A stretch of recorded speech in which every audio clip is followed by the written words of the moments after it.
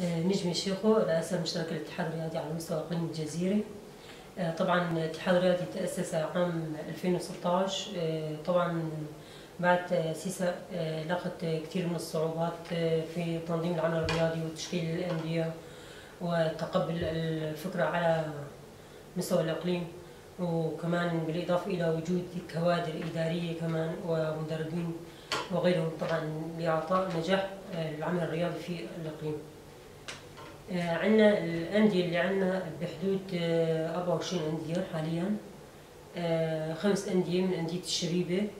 عندنا مراكز خاصة تدريبية 9 مراكز.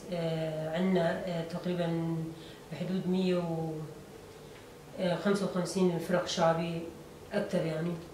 عندنا كمان وجود بعض الأندية في المراكز الشعبية. طبعا الأندية الشعبية هي تعطي النجاح للرياضة في الإقليم، بالإضافة إلى عمل التنظيم الرياضي. عندنا تقريبا بحدود 800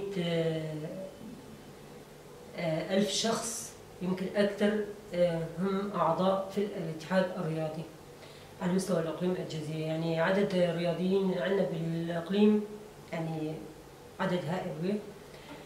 كمان استيعاب الشباب والشابات للرياضة كفكرة كحب كهواية في استقبال لها.